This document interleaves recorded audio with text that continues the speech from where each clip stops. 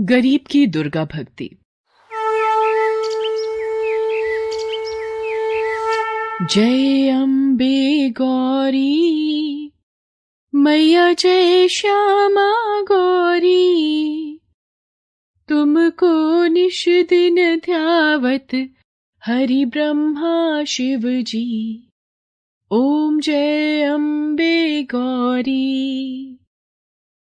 अरे भोला, रुक बेटा, ले ये माता रानी का प्रसाद खा के जा।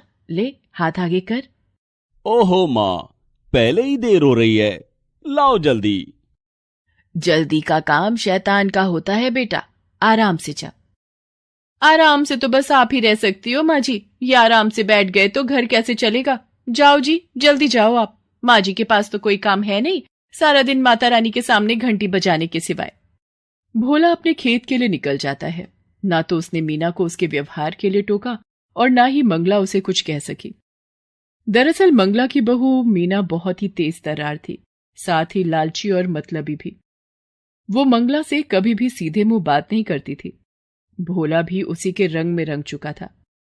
दूसरी तरफ मंगला सारा दिन बस मां दुर्गा की भक्ति में ही लीन रहती थी। उसे दुनियादारी से कोई मतलब ही नहीं था। ना उसे मीना से कोई उम्मीद थी और ना ही भोला से। उसे तो बस अपनी माता रानी का साथ ही चाहिए था जो उसके पास था। माते, ये मंगला आपकी परम भक्त है, लेकिन इसकी ये बहू इसे कितना प्रताड़ित करती है। ना तो उसे ठीक से खाने को देती है और ना ही पहनने को।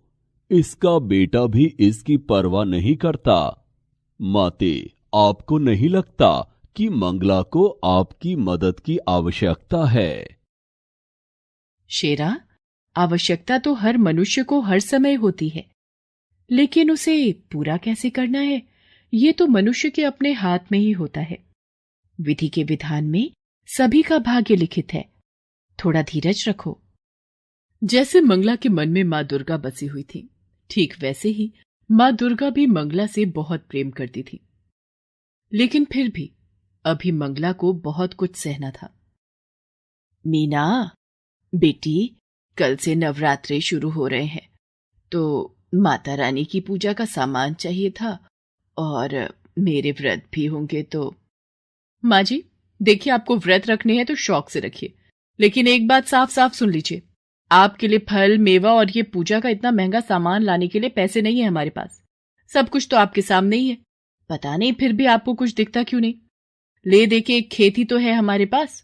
बड़ी मुश्किल से इस बार चने की फसल कुछ ठीक ठाक हुई है, वो भी अभी पूरी तरह से तैयार नहीं है। अब आप ही बताइए कि पहले घर के जरूरी खर्च देखें या आपके ये सब नाटक। इतना कहकर मीना वहां से चली गई। मंगला ने बड़ी उम्मीद भरी नजरों से भोला की तरफ देखा, लेकिन भोला ने भी उसकी उम्मीदों को पल भर में तोड़ दिया। माँ, मीना ठीक ही तो कह रही है। वैसे भी तुम्हारा हर दिन तो माता रानी के नाम से ही शुरू होता है और उन्हीं के नाम के साथ खत्म भी होता है। तो फिर ये नवरात्रि पर व्रत रखने से क्या खास हो जाएगा? खामखा तुम्हारी तबीयत बिगड़ जाएगी और फिर डॉक्टर की फीस और दवाइयों पर फालतू खर्च, ये सब बड़ा भारी पड़ जाएगा माँ। मंगला फिर कुछ न कह सकी, लेकिन वो उदास जरूर थी। उसने तो सोचा था कि इस नवरात्रि पर वो माता रानी का नया मंदिर बनवाएगी, लेकिन यहां तो पूजा का सामान ही नहीं आ पा रहा था। वो उदास होकर माता रानी के सामने गई और हाथ जोड़कर बोली, मां, मेरे बच्चों को क्षमा करना। ये नादान है, पर मैं जानती हूं कि आप अपने इस भक्त की मदद जरूर करेंगी। इतना कहकर मंगला रोने लगी। दूसरी तरफ मीना के दिमाग में नई खिचड़ी पकने लगी थी। सुनो जी, मैं क्या बोल रही थी, अपने खेत की फसल बस तैयार ही होने वाली है, तो किसी को तो उसकी रखवाली करनी ही होगी।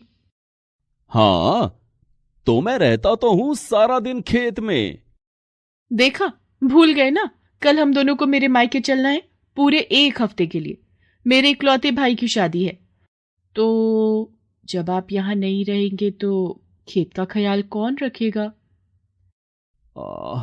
हाँ, ये तो मुश्किल हो गई। ऐसा करते हैं, तुम अकेली चली जाओ शादी में मैं रुक जाता हूं यहीं। अरे ना ना, आप नहीं चलोगे तो अच्छा लगेगा क्या? और वैसे भी मैंने शादी के लिए सारी तैयारियां कर ली हैं। आपके लिए और अपने लिए नए कपड़े भी खरीद लिए हैं। ये देखिए, शादी की हर रस्म के लिए अलग अलग कपड़े खरीदे हैं मैंने। तो शादी में तो जाना ही है हम दोनों को। तो फिर खेत खेत को कौन देखेगा? माँ जी है ना, वो रखवाली कर लेंगी खेत की। माँ? लेकिन वो कैसे? वो सारा दिन खेत पर करेंगी क्या? वही जो यहाँ घर पर करती हैं। खेत के कोने में जो एक छप्पर है, वही सारा इंतजाम कर देंगे। उनकी माता रानी की मूर्ति भी ले जाकर रख देंगे वहीं पर। वैसे भी माँ जी के नवरात्रि के व्रत चल रहे हैं, तो उनके खाने पीने की चिंता तो है नहीं। जैसे यहाँ रहने वाली थी, वैसे ही वहां रह लेंगी। साथ में खेत की रखवाली भी हो जाएगी। लेकिन क्या क्या ये ठीक रहेगा? बिल्कुल ठीक रहेगा जी। अब तुम ज्यादा मत सोचो, हमें कल ही निकलना है, तो ऐसा करो, आज शाम को ही माँ जी को जाकर वहां छोड़ाओ। भोला एक बार भी मंगला से उसकी मर्जी पूछता तक नहीं, और उसे उसके सामान के साथ खेत में छोड़ आता है। अच्छा माँ, चलता हूं। तुम आराम से रहना और हम 1 हफ्ते में लौट आएंगे, ठीक है? हाँ बेटा, अ, तू मेरी चिंता मत कर। जा, आराम से जाना और बहू का भी ख्याल रखना। मंगला जानती थी कि अब उसे अपनी आगे की जिंदगी उसी छप्पर के नीचे बितानी थी, क्योंकि वो मीना के लिए सिर्फ एक बोझ थी, जिसे उसने खेत की रखवाली के बहाने उतार दिया था। इस सब के बाद भी मंगला दुखी नहीं थी, क्योंकि उसकी माता रानी तो अब भी उसके साथ ही थी। शेरा, कितने दिन हो गए धरती पर विचरण किए हुए। चलो, आज चलते हैं।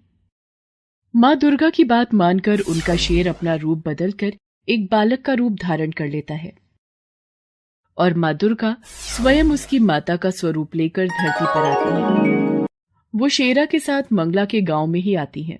चलते चलते वे दोनों भोला के खेत के पास रुकते हैं, जहां मंगला अपने छप्पर के नीचे माँ दुर्गा की भक्ति में लीन थी। माते, ये तो मंगला है। इतनी तेज धूप में ये यहां क्या कर रही है? हाँ शेरा, ये मंगला ही है। इसे इसके बेटे बहू ने यहाँ बेसहारा छोड़ दिया है। ओह, ये तो बिल्कुल अच्छा नहीं किया उन्होंने। माते, अब तो आपको इसकी मदद करनी ही चाहिए।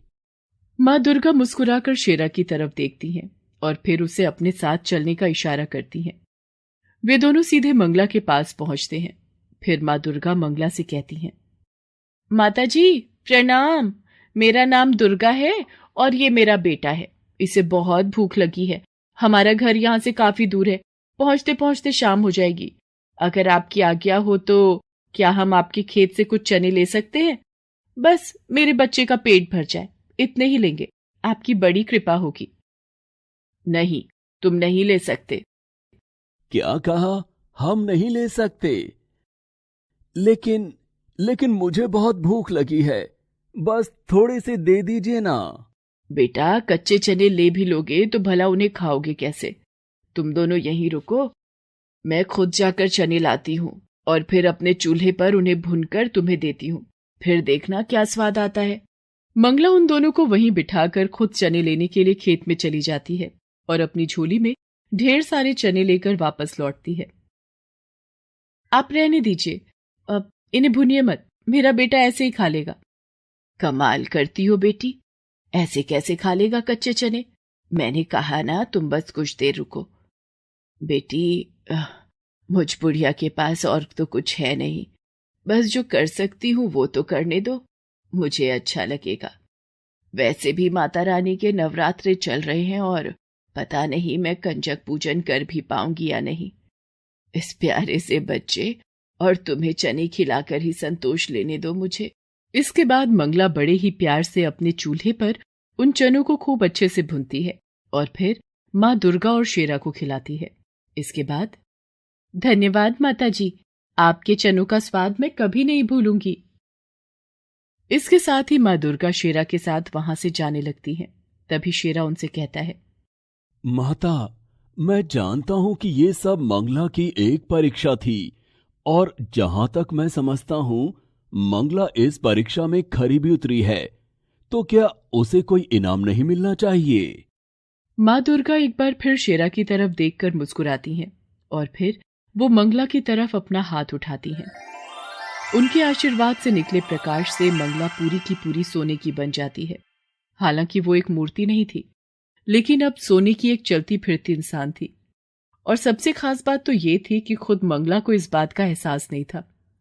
इसके बाद मंगला को जिस किसी ने भी देखा वो अचंभे में पड़ गया। अब तो सारा गांव ही मंगला को अपने साथ रखने को तैयार था, यहां तक कि मीना भी। माँ जी, चलिए घर चलिए हमारे साथ। अब आपको यहाँ रहने की कोई जरूरत नहीं। मैं आपकी खूब सेवा करूंगी। नहीं बहू, तुम्हें परेशान होने की जरूरत नहीं है। अब तो पूरा गांव मुझे रखने को तैयार है। अरे ऐसे कैसे? आप किसी के भी साथ चली जाएंगी? माँ जी, हम आपके सगे हैं, हमसे ज्यादा प्यार आपको कौन करेगा भला? और वैसे भी माँ जी, सबको आपसे बस सोना चाहिए, आपकी तो यहाँ किसी को नहीं पड़ी। हाँ बहू, तुम्हारी ये बात तो बिल्कुल सच है। इसीलिए मैंने तय किया है कि मैं किसी के साथ नहीं जाऊंगी, अपनी माता रानी के साथ यहीं रहूंगी हमेशा। नहीं माँ जी, मैंने कहा ना, आप मेरे साथ चलिए, अपने घर चलिए। हम आपके लिए माता रानी का बहुत बड़ा मंदिर बनवा कर देंगे। आप सारा दिन माता रानी की पूजा करना। और अब से हर नवरात्रि हम माता रानी के नाम से जागरण भी करवाएंगे। नहीं बहू, अब इस सब की जरूरत नहीं है। इतना कहकर मंगला माता रानी के चरणों में अपना सिर रखती है और अगले ही क्षण वो अपने प्राण त्याग देती है। ऐसा लग रहा था मानो उसने माता रानी के चरणों में ही मोक्ष को प्राप्त कर लिया था। मंगला को जो चाहिए था वो उसे मिल गया था, लेकिन मीना को नहीं, क्योंकि ना तो अब मंगला सोने की थी और ना ही मीना के किसी काम की। Please subscribe this channel.